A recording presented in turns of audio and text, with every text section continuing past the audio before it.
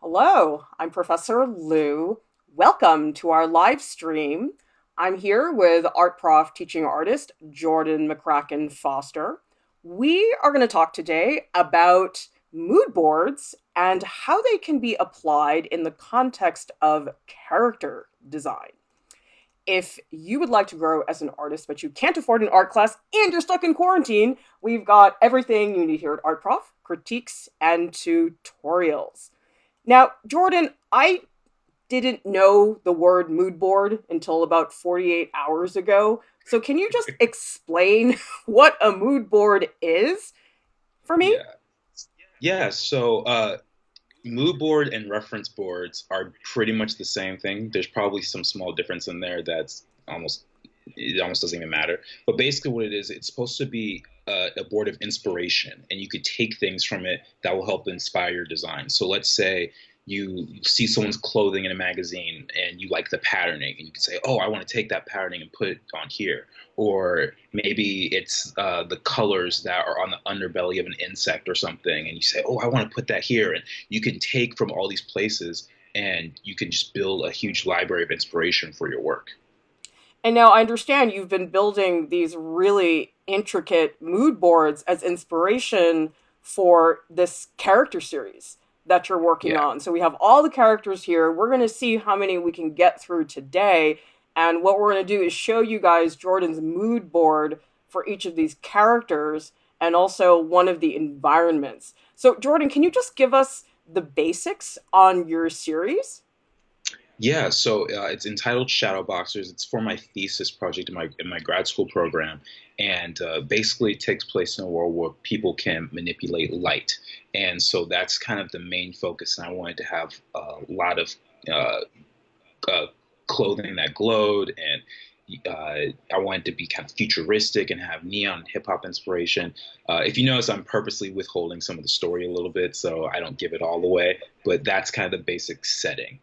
Is that kind of By the vibe? way, if you guys want to know more about shadow boxers, I really recommend that you follow Jordan on Instagram because Jordan shares all kinds of in process things. He shows about his technique, all the digital painting stuff that he knows. So definitely take a look at that. And we also have this really exciting event, which is coming up on June 7th.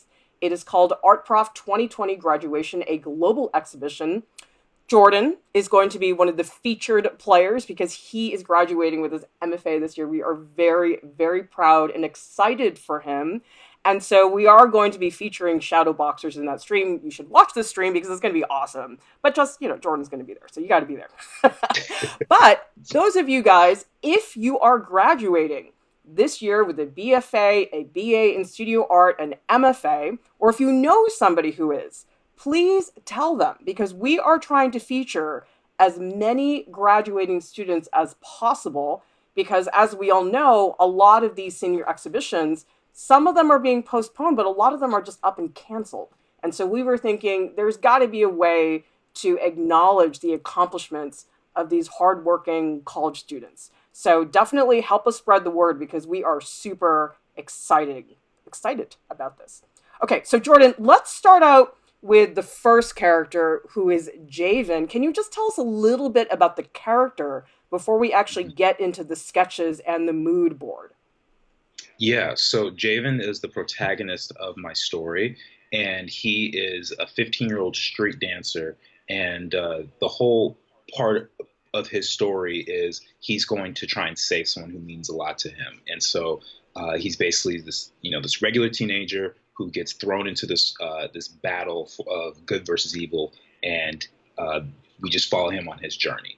And see, that's a little summary of what he's all about.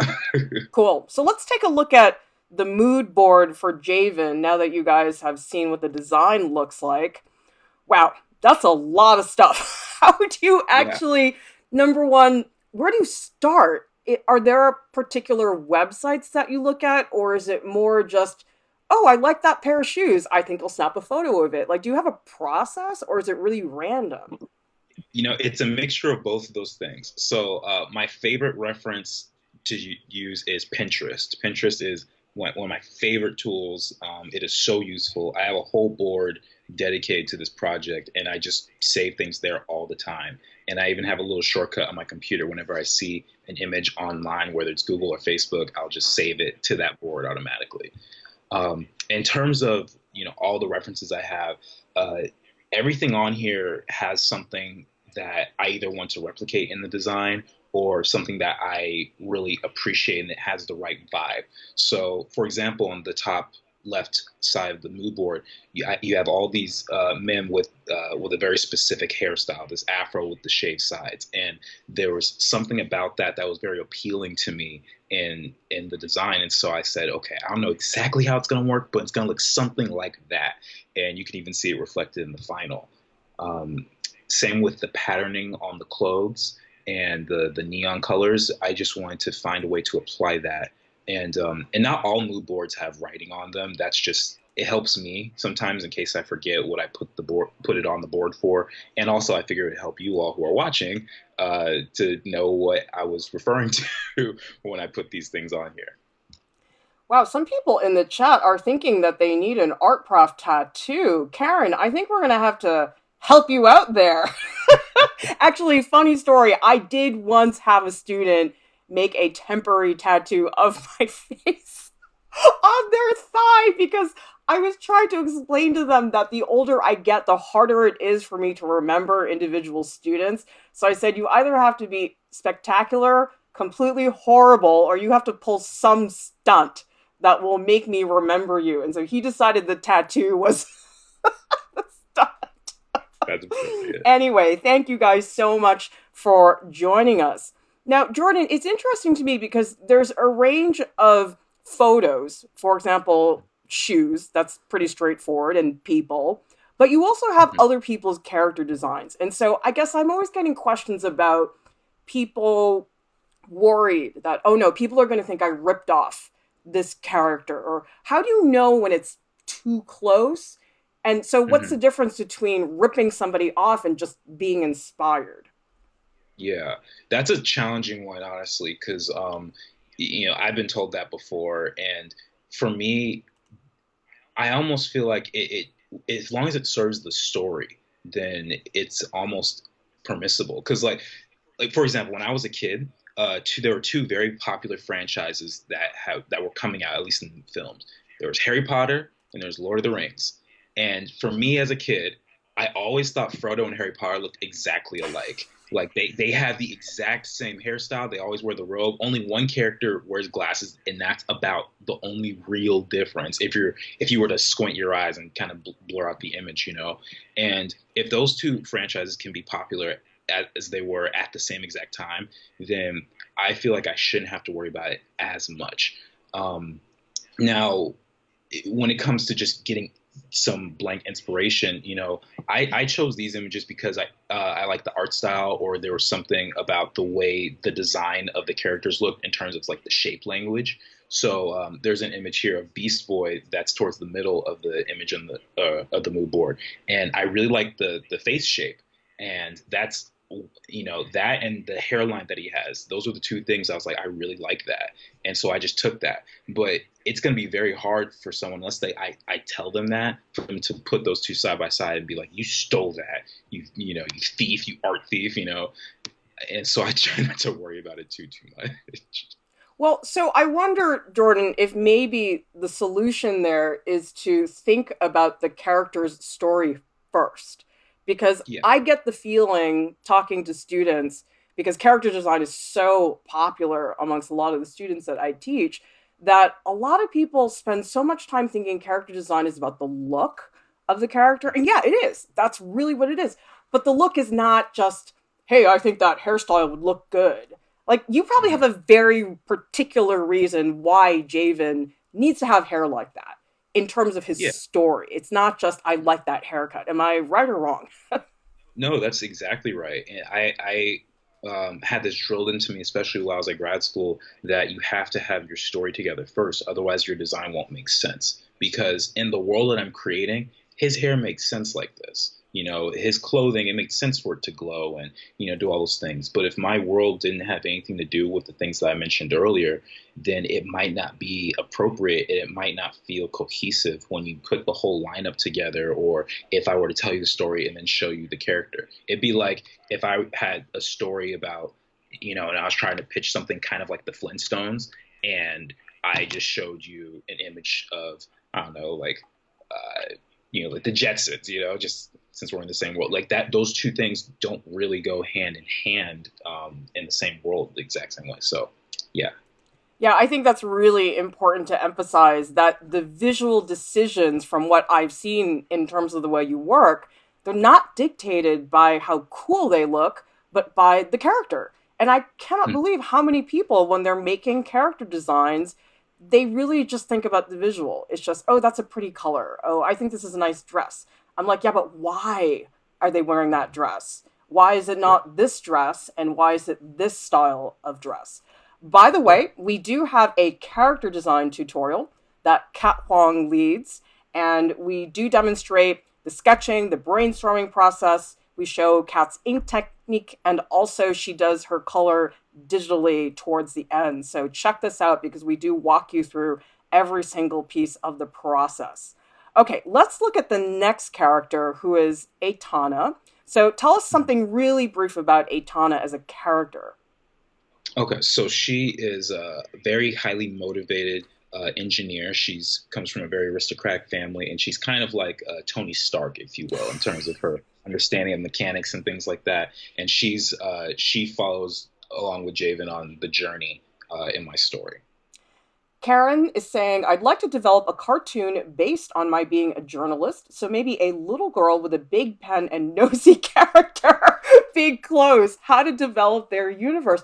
That is so cool, Karen. I love that you're basing it on your own life as a journalist. That is really cool. Do you have any suggestions, Jordan, for Karen in terms of a cartoon based on being a journalist? Like, what would you do if that was your assignment as a character designer?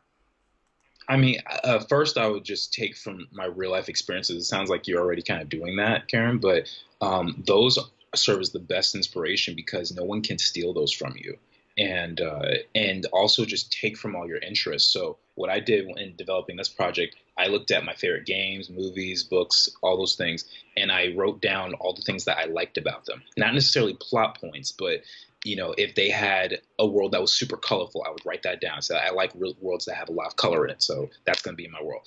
I like worlds that have this type of dynamic with young kids or teenagers, So then I'll put that in there. And I just came up with a list and I put those all together. And that helped give me a jump start on this project. And Karen, I think one thing that I would consider is to try to avoid the generic stereotype of what people think a journalist does, because I think it's really easy to fall into that trap. Because I'll tell you, I think I've said this before that I have this fantasy of being a journalist. It's never going to happen. Like, I'm always like, I would love to just drop out and be an intern at the New York Times. That would just be the coolest thing, in my opinion. So, anyway, my idea of what a journalist is has nothing to do with reality. And so what I've been doing is I've been following journalists on Twitter because I like reading about their lives. And one thing I've realized about people on the radio is that they oftentimes record their stories under a blanket because you get better sound quality. And that's the type of thing that's so real and so funny, but that most people don't know about. So, Karen, if you can pick up on something like that, I think that would be really, really helpful. Okay, so Jordan, let's look at Atana's mood board. What did you look at to get all these images? So first thing came from actually Lauren Hill. I used to listen to her a lot, especially when I was a kid. When I was little, my mom would play it in the car, and there's sort of fascination I had with Lauren Hill just almost from birth, practically, because I just kept hearing her music, and so I wanted her to have that kind of vibe, and that kind of style to her. So one of the first things I said was I want her to have a very specific hairstyle with the really short, shoulder length dreadlocks, and so I wanted to put that in as part of the main inspiration. And then I also wanted to have her with some sort of patterning or with something that makes her. It's a mix between like patterning, with like African pattern and this regal, um, very ritzy type of style. So finding the merge between that and all the other things I wanted was actually very difficult. And out of my entire project, she was the most difficult this was the most difficult for me to pull off. Why do you think that was? Is it because she's an engineer and there just are no examples of that with women characters? No, it's not that. It's just that there are very few who appeal to the sort of design aesthetic that I was looking for, and also that have a very still very feminine look. Like you often see ones that like maybe like in a Transformers movie that are like overly sexual, but are mechanics, and that just never made sense to me. And so I wanted to find someone who was clearly, appreciated the feminine aspects of her personality and her character, but still would be the one to, be able to build these cars and can't, machines and all that stuff. Let's see. We've got a Spider-Man question. I think we're going to get you covered, Brad. Wasn't Spider-Man a journalist superhero? Can you answer that? That's a pop quiz for you, Jordan. Peter Parker was a photographer for the Daily Bugle, so he wasn't like writing the articles, but he would take photos, particularly of Spider-Man. Karen is saying, Karen and Clara, you could do a job swap for a while. And she's saying, I don't know how Clara's German is. Well, my German is non existent, so it would not work out very well. Monu Chan is saying, my character Isa has the same glosses as me, with personality of my best friend, features of another friend. It was fun creating her. Do you ever do that, Jordan? You ever have characters that are based on family members or friends? Uh, I haven't really done that. There might be certain aspects of a family member or a friend that I might use, like maybe there's a hairstyle or maybe there's something that they wear, but I've never just gone like, this is you put in a different body. So yeah, I mean, there is one character that is more heavily inspired, but I don't know if we're gonna get to her in the stream, so we'll see. You could get in big trouble as well. Yeah, well, I made sure it was okay with my friend, and she was very flattered, actually. Karen is asking, would you advise to first make single paintings or first think of a whole storyline? Good question. Um, I mean, I guess it depends on the intent. I mean, if you're trying to do like a whole character turnaround, like some of the stuff you see on here, then it might be best to just make the whole story first and just figure out what it is that you're trying to say.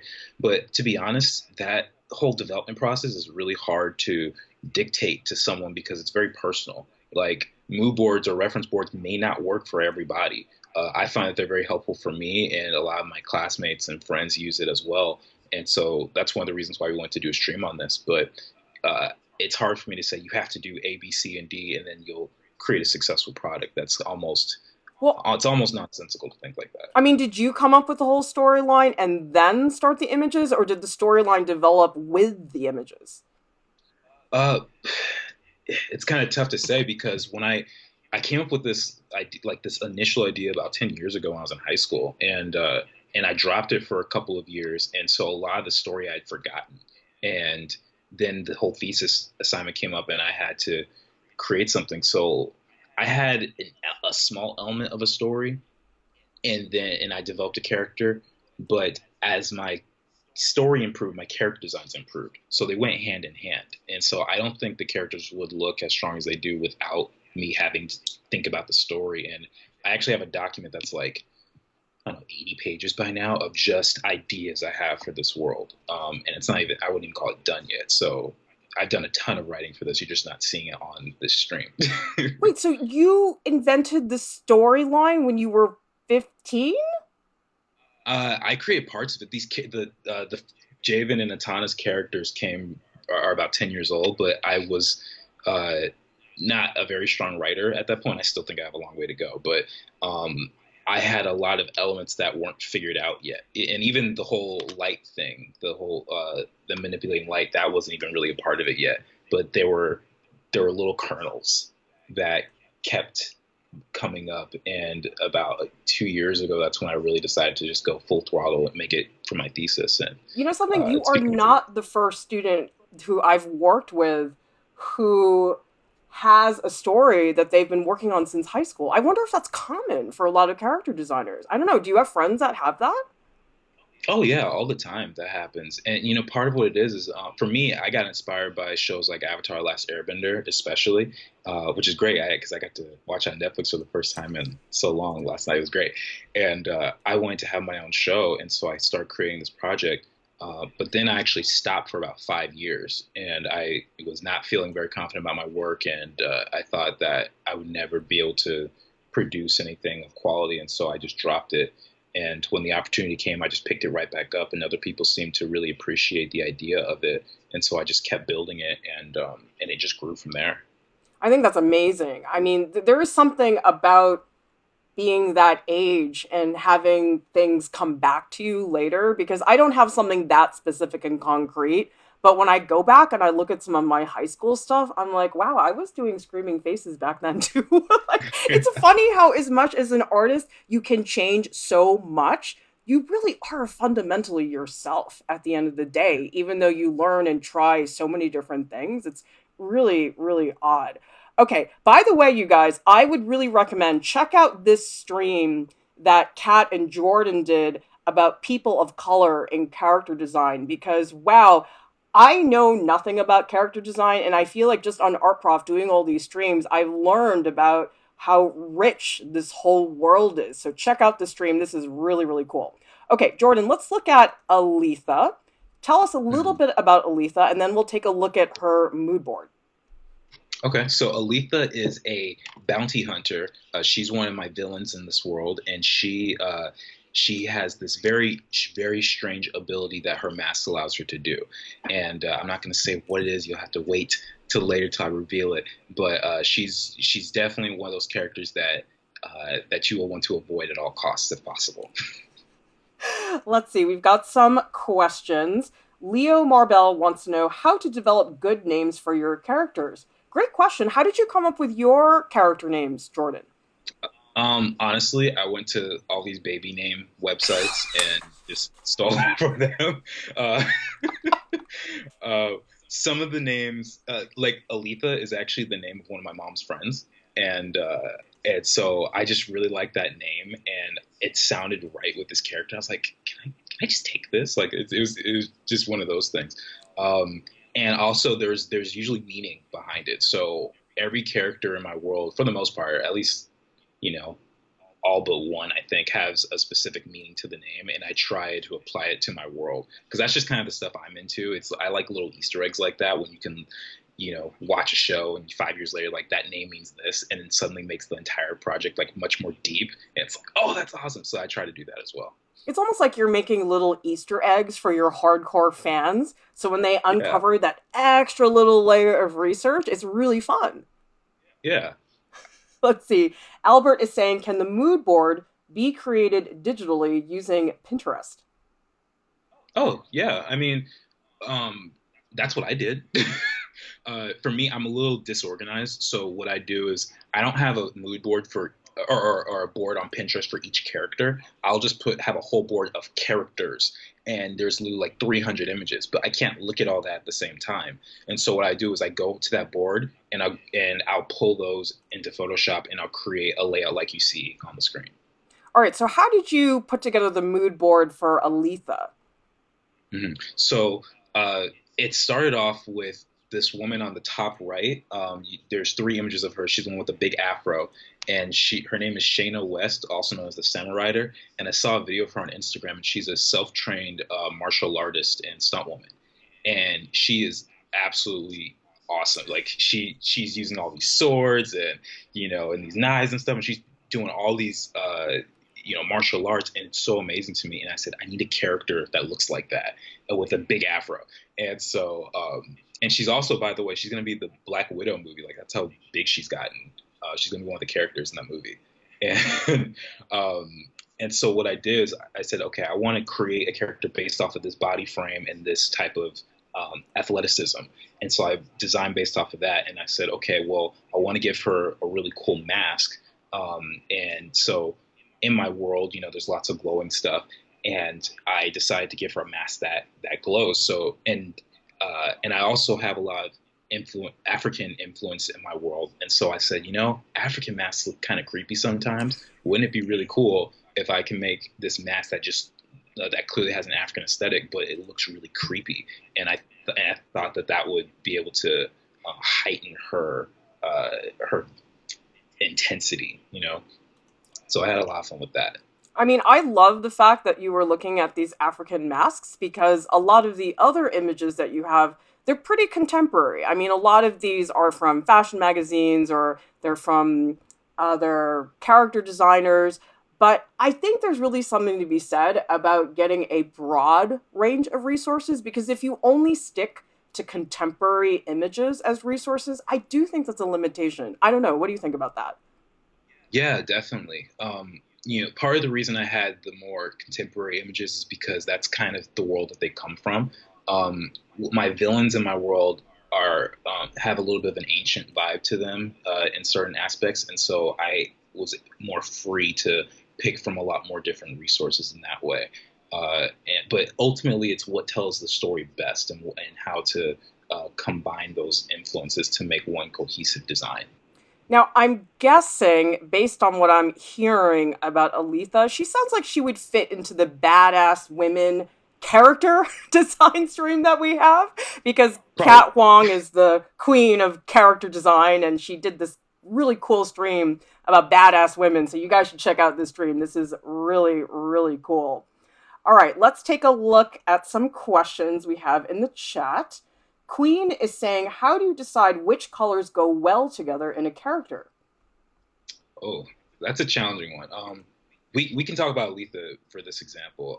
So for the mode where she has her mask on, so there's two modes. There's one which she has the mask on, everything's glowing, then one that she's not. But the one where it was glowing, I wanted it to look kind of like black light, and so I said, okay, how do I what colors can I look at that will really resemble that? And so if you go to my mood board, there's one image in particular of a character named Akali, I think is her name, from League of Legends. It's in the top right or top middle right, and she has this very bright like pink color, and then there's this bright green, greenish turquoisey kind of color. And I said, okay, those have to go in there. And so what I'll do is I'll figure out, like what the skin tone is going to be based on ethnicity or race or whatever, and I'll choose an accent color based on, whether it's their personality or maybe the culture they derive from, or whatever it could be. There's a multitude of reasons. Maybe they just like the color red or something. And I'll figure out the accent color and then make sure that all the other colors go well with that, or they're somewhat hiding back to punch out the red, or the accent color that I want. It's a delicate balance. So with this character, I had a couple of versions of colors, and I changed them all up and mixed and matched them. So it's not an easy thing, but yeah. I mean, I love looking at the sketch spread that you have because I don't think a lot of people realize how many versions of these characters you go through. I mean, I'm looking at this early version of Aletha where she's very purple and the mask is like this light lavender color. I mean, it's so different. I look at this initial character design and I just think about Jack Skellington. That was the first thing I thought of. Like, to me, it was a little too close to that. And it's cool to see how you resolve that in the final piece where I don't really make that strong association with another character. So I think you guys, to me, this is really a visual representation of just how much thinking goes into character design, that it's not just drawing and making things look good. Like, you're really telling stories here. And that takes a lot of thought and a lot of preparation in advance. Vaporistic is saying, I have lots of characters imagined back when I was in high school. Many were inspired by manga. Kept all of those sketches. When I open up that file of characters, I can recall their stories. Although the villains in my world is me and I win. Well, Jordan, I'm wondering, are you in any of these characters? Because we oftentimes as artists, we get accused of putting ourselves in our work. Or is it not that direct for you? There's influences of me in each of the characters. I think probably the most obvious one is Javan, the main character, because there's obviously a lot of physical resemblance between me and him. But that wasn't really my intention, and so that happens from every once in a while, and I think that's totally okay. I mean, I know I apparently look like Frank Ocean, but there's only one version. There's only one Joe McBo. So So yeah, and oh, and the other thing I also wanted to say when it comes to the character design sketches, um, all the sketches that you're seeing are just what I'm presenting to you guys. It has nothing. It is not all the sketches that I've done for these characters. There's probably three or four times that for each character that you've seen here. And I just had to lay them all out and make them look nice. But there were like 10 to 20 that I cut just to make a presentation. Right. I mean, I'm looking at Atana's character design sketches. I was thinking to myself, my goodness, this looks like so much, but you probably have stacks of sketches that you tossed and did not put into here. So actually, what you guys are looking at, this is a really small percentage of the work that has been invested into these worlds. And I have so much respect for that because to me, as someone who's not a character designer, it's such an interesting blend of research and history and contemporary life and story and illustration. It's so many things in one field. I just think it's the coolest thing. Okay, let's take a look at actually an environment that you designed, Jordan, because I think the mood board for this one is really different for obvious reasons. So tell us what Yeah. we're looking at with this environment. So I wanted to create a light temple, and I was inspired by some games that I played back in the day, and they were basically just like underground temples where you discover all these secrets about someone who lived 500 years ago, and I really like that for some reason. I really don't know why. And I guess one of the biggest things I wanted to include the glowing aspect of the whole world because that's it's the world that I'm building. And so I wanted to have that feeling of something being ancient, something being not quite holy, but give off something reverent. But you have to be reverent in that environment. And I also wanted to have the same sort of design aesthetic with the African patterning and the large shapes and triangles and things like that. Now, how do you go about figuring out how to deal with architecture? Because my guess is you're not an architect and you Yep. don't know anything about blueprints and stuff like that. And I know a lot of people I talk to are very intimidated by drawing architecture, especially if you're somebody who loves drawing figures. Drawing a building is not always everybody's cup of tea. So, how have you had to deal with that? Because you had said to me earlier that actually a lot of character designers are not just character designers, that they also do environments, they have all kinds of other skills. So, how does the environment thing factor into the character designs? So, in full disclosure, I my environments are not as strong as my characters. I still have a lot of work to go with that.